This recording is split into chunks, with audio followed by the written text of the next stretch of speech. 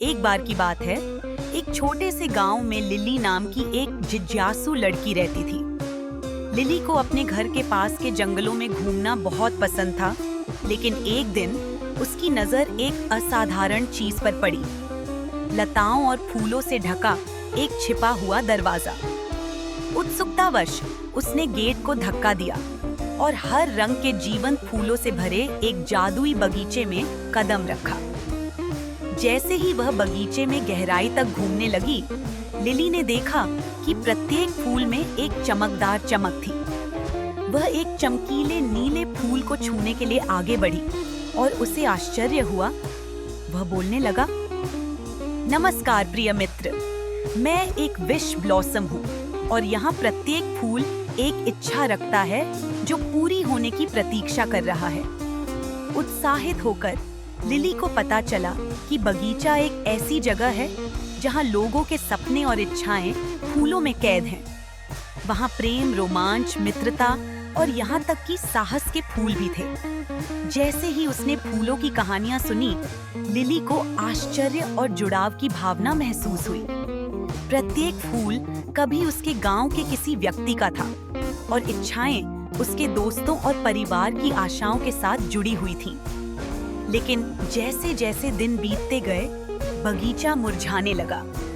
फूलों की चमक फीकी पड़ गई और कामनाओं की फुसफुसाहट हल्की हल्की आहों में बदल गई। लिली को पता चला कि सूखा बगीचे को प्रभावित कर रहा है और अगर जल्द ही बारिश नहीं हुई तो इच्छाएं हमेशा के लिए खत्म हो जाएंगी। अपने नए दोस्तों को बचाने के लिए दृढ़ संकल्पित लिली ने ग्रामीणों को एकजुट किया। उन्होंने फूलों की कहानियां और उनकी इच्छाओं का महत्व साझा किया। प्रेरित होकर ग्रामीणों ने एक योजना बनाने के लिए एकत्र हुए। उन्होंने अपने सपनों की सुंदरता और बगीचे के जादू का जश्न मनाते हुए कृतज्ञता का नृत्य करने का फैसला किया। नृत्य की रात ग्रामीणों ने लालटेनें जलाईं और आशा के गीत गाए। जैसे ही वे नृत्य करने लगे, हल्की हल्की हवा चलने लगी और आकाश टिमटिमाते तारों से भर गया। अचानक बादल घिर आए और पहली बारिश की बूंदें धीरे धीरे प्यासी धरती को भिगोने लगी। रंग और रोशनी से भरपूर बगीचा फिर से जीवंत हो उठा।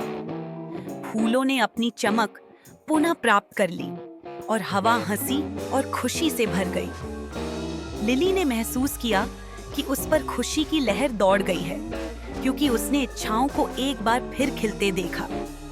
उस दिन से उद्यान आशा और समुदाय का प्रतीक बन गया। जब भी किसी को थोड़े से जादू की जरूरत होती, तो वे सीक्रेट गार्डन ऑफ विशेज में जाते, जहां फूल अभी भी अपने सपने फुसफुसाते थे और सभी को याद दिलाते थे कि दयालुता और एकता के साथ कुछ भी संभव है।